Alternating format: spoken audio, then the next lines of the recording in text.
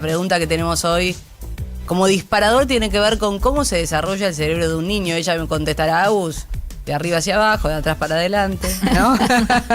Con tiempo. Bienvenida, María Roca. Hola, María. Hola, chicos, ¿cómo andan? Bien, muy bien. Acá vos tuviste tu festejo también del Día del Niño, sos como una niña eterna. Sí, no por el mío, pero por el de mi hija sin duda, así que tuvimos bastante festejo del Día del Niño y por eso me pareció una buena idea hablar de este tema. Estuve escuchando la radio del Finde, así que sé que no es la primera vez que lo tratan, pero me parece que hablar específicamente del cerebro y qué pasa con el cerebro de los niños y cómo crece y a qué tenemos que estar atentos puede sumar una mirada diferente, ¿no?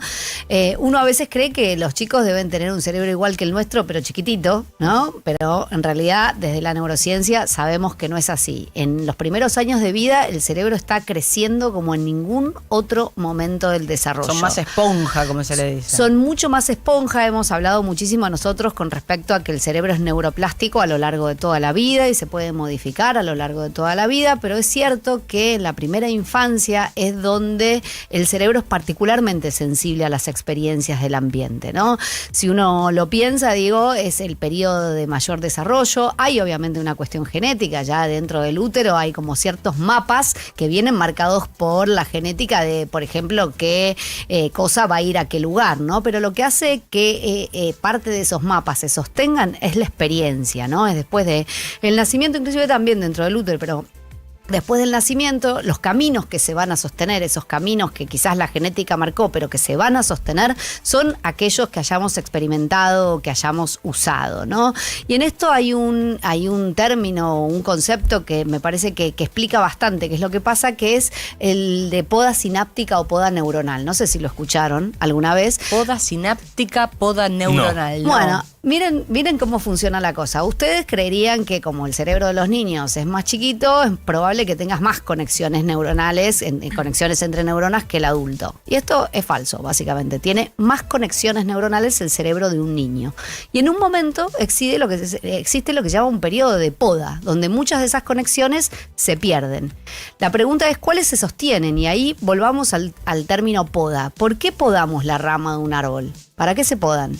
Para que crezca después mejor. Para que crezcan con más fuerza las ramas que quedan. Lo mismo sucede a nivel cerebral. Podemos decir que cuando los niños nacen tienen una potencialidad para desarrollar múltiples habilidades, idiomas. Ahora voy a ir un poquito más sobre eso.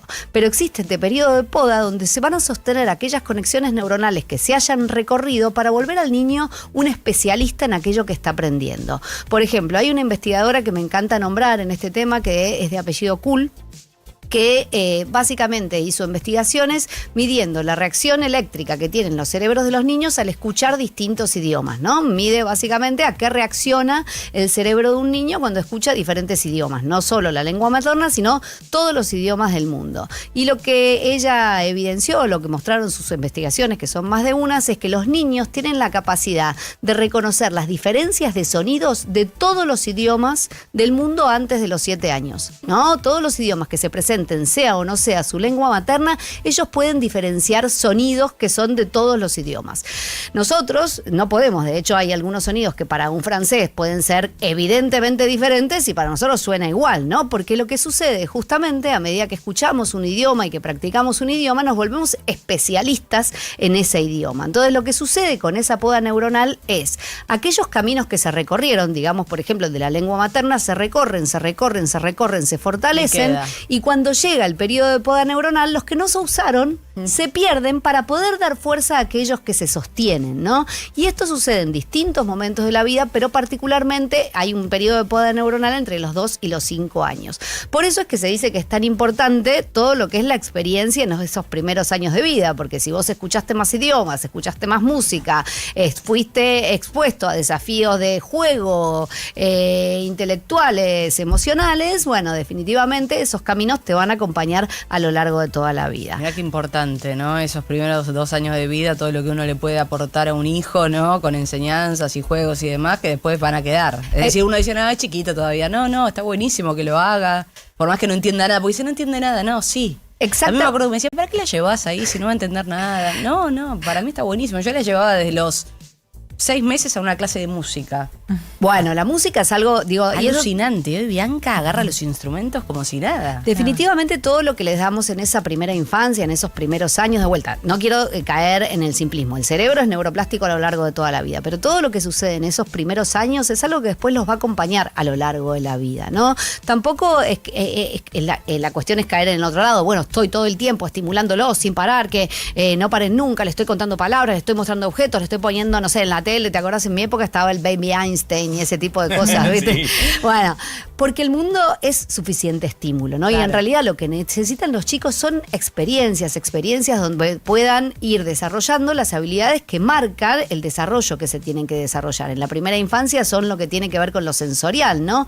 Inclusive dentro del útero lo sensorial, los oídos, lo sonoro, parte de la visión, digo, todo eso es los primeros meses ya se está desarrollando. Después lo motor y después empieza la atención, el foco, lo cognitivo, lo ejecutivo. Entonces, lo que los padres tenemos que hacer, lo que la sociedad tenemos que hacer es acompañar a los chicos en cada etapa del desarrollo según corresponda, digo, y cosas que lo puedan, como vos bien decís, acompañar a lo largo de toda la vida. Y la música es algo que de vuelta lo sonoro, todo lo que tiene que ver con lo rítmico, es algo que ya se está desarrollando y es requete importante, digo, cuanto antes lo presentemos mejor, sin caer en, bueno, transformarnos en unos estimuladores seriales de los niños, porque definitivamente el mundo es suficiente estímulo, ¿no? Y otra cosa que me parece importante mencionar, un concepto que a mí me sirve para hablar con los padres o con los educadores de cómo acompañar esta etapa tan fundamental del desarrollo del cerebro, es el de andamiaje, ¿no? Porque existen como los estilos de crianza en los cuales le solucionamos todo al niño, ¿no? Yo le hago todo, me ocupo de que no tenga que hacer nada, de, no sé, ahí si no puede, yo le pongo el cuadradito en el agujerito que va, viste, en los juegos. No, el concepto es de andamiaje. Yo te ayudo, te tiene que costar, yo te tengo que proponer una experiencia que te genere un desafío, pero que puedas resolver, y que si no la podés resolver, que yo te acompañe en esa resolución, pero poco a poco ir sacando esa ayuda, porque al fin y al cabo lo que estamos buscando es la independencia y la autonomía, ¿no? Entonces por eso es tan importante conocer qué corresponde a cada etapa del desarrollo. Si vos pretendés que un chico de, no sé, 6 meses esté enfocado en una conversación o en un juego por 2 horas y media, o que controle el impulso de comer algo que le gusta cuando se lo pones enfrente, estamos mal, porque todavía no se está desarrollando el área del cerebro que tiene que ver con la atención, con el control de los impulsos. Está mucho más asociado a lo sensorial, lo auditivo, el mantener lo emotivo, mantener la mirada, mantener la atención por periodos prolongados de tiempo. Va a depender de cada etapa del desarrollo, y en esa etapa del desarrollo uno tiene que ser un proveedor de experiencias, por decirlo de alguna manera,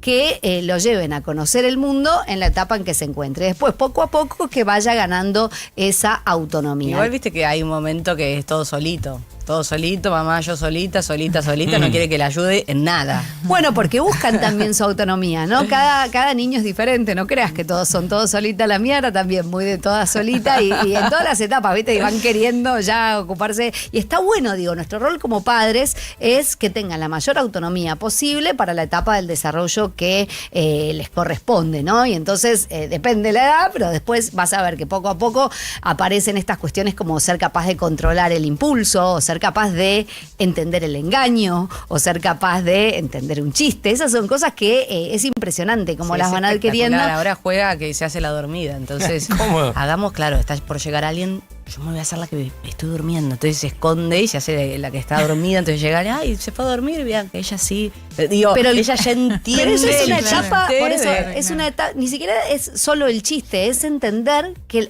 y para mí es una de las cosas que más estudio en adultos, ¿no? Que es lo que se llama la teoría de la mente, que es entender que el otro no sabe lo que yo sé, ¿no? Y eso de hecho es la base del engaño, de la mentira, pero bueno, también de cualquier estrategia cognitiva social, ¿no? Entonces ella ahí está demostrando que entiende que el otro puede pensar algo distinto a lo que ella piensa y a lo que pasa en realidad, ¿no? Entonces es una parte espectacular del desarrollo de los niños, que de vuelta nunca podés pensar que eso suceda antes del año y medio, de los 2 años. Por eso te dicen, uy, te quedó mal el pelo, uy, no, te estoy mintiendo, viste, como que son muy muy, muy honestos porque todavía no pueden entender. Creen que si yo sé algo, el otro lo tiene que saber. Hay un test muy conocido que se usa en niños que es, estaban María y Periquita jugando en la cocina.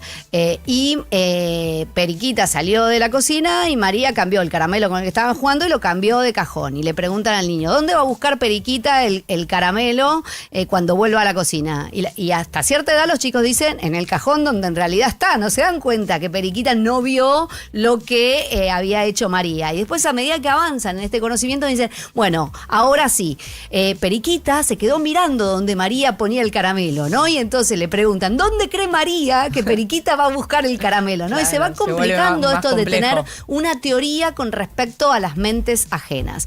La OMS habla de algo que a mí me encanta, que es el cuidado de calidad, ¿no? Porque a veces, de vuelta, no sabemos qué es lo que hace que un cuidado sea el que un niño necesita. Y habla obviamente de acceso a la salud, de acceso a la educación, de acceso a una buena nutrición y con respecto a lo que los padres o a los cuidadores, ¿no? Porque muchas veces no solo somos los padres quienes formamos parte de la red de cuidado, habla de un cuidado seguro, que estemos atentos, por supuesto, a que no haya golpes, que sea un ambiente seguro, que todo esté dentro de los marcos esperables, responsivo, que esté atento a la búsqueda de experiencias del niño, a las necesidades de, si me habla, estar mirándolo y no estar mirando la pantalla, ¿no? Y que le genere... El mal de estos tiempos. Sí, ahora vamos a hablar un poco de las pantallas del niño, pero que sea responsivo, que esté atento a las necesidades del niño, tanto, digo, desde lo nutricional, sino también desde las experiencias que te buscan, ¿viste? Que te buscan para atención, jugar, para mirar, claro, etcétera. Y el juego y las experiencias, ¿no? Tratar de plantearles siempre experiencias que vayan desarrollando por sí mismas estas habilidades que mencionábamos. Y acá es verdad que las pantallas son un problema. Ya sabemos que la Asociación de Pediatras Argentina dice 0 pantallas hasta los 2 años.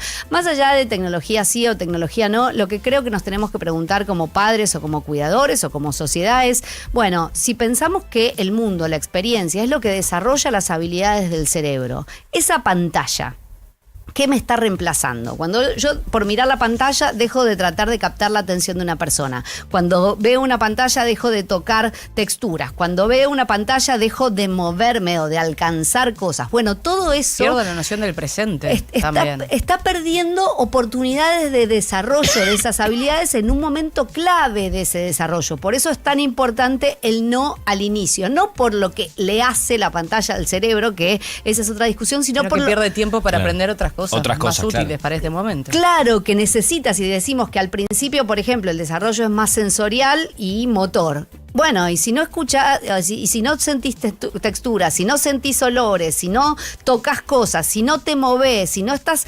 aprendiendo la pinza y lo único que estás aprendiendo es eso, bueno, cuidado, que como dijimos, la potencialidad se transforma en especialidad que sirve para toda la vida. La ausencia de eso también impacta a lo largo de toda la vida. Es muy interesante, por eso hay que ser muy conscientes, ¿no?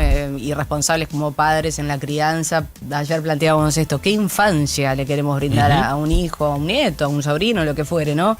¿Qué experiencia querés que le quede de ese momento de su vida? Bueno, ¿y ahí qué está necesitamos? El rol del adulto. Claro, ¿qué necesitamos que les quede? De vuelta, si pensamos la teoría de la mente, esto de entender cómo piensan los demás, es la base de la interacción social. Si vos interactuaste únicamente con una pantalla, que ya sabemos cómo están hechas, ¿no? No sé, a nivel adulto, el ChatGPT es lo más condescendiente que yo vi en mi vida. Eso no me prepara para una interacción real, ¿no? Imaginemos esto en la primera infancia, donde estamos aprendiendo realmente todo esto que va a ser después, como de vuelta, los cimientos de todo lo que venga después, ¿no? Y entonces, estar atentos. Yo siempre me gusta, cuando hablo de este tema, hablar de también la responsabilidad colectiva, comunitaria que tenemos en el cuidado de los niños, ¿no? Porque un niño que tiene buena alimentación, salud, el mundo ya es suficiente experiencia, bueno, pero hay muchos niños en la Argentina que no tienen eso. Entonces, también cuando hablamos de primera infancia, está bueno pelear por eso, ¿no? Para que todos los niños de nuestro país y del mundo, obviamente, tengan acceso a un cuidado de calidad, con personas que los miren, que los cuiden, que les propongan experiencias, que haya juego y, por supuesto, con acceso a salud, educación y una buena nutrición. Gracias, María. Un placer. Gracias. Hasta la próxima. Feliz Día de Niños. Feliz Día del a nuestros niños. Todos somos niños y Exacto. niñas. Hay que conservar un poquito de esa inocencia, ¿no? Siempre. Que lamentablemente eso sí lo perdemos con Poco el a tiempo. poco Se nos algunos va, lo nos vamos contaminamos. En cambio, Pero vos ves un niño tan inocente, tan... Pero algunas cosas nos despiertan el niño interior. interior, ¿no? Sí, Entonces hay que a mí hoy por hoy como madre jugando con mi hija, yo estoy todo el tiempo con ese niño adentro despierto y a flor de piel, digo, es muy linda esa conexión. Sí, porque nos hace volver mucho para atrás, ¿no? Y darnos cuenta cómo disfrutábamos el mundo y cómo experimentábamos el mundo antes de todas las barreras y todas las cuestiones que vienen con la edad adulta. Qué lindo mundo el de ser niño. Y con las responsabilidades, claro. 14:50 en todo el país, 18 la actual en Buenos Aires. Te acompañamos hasta la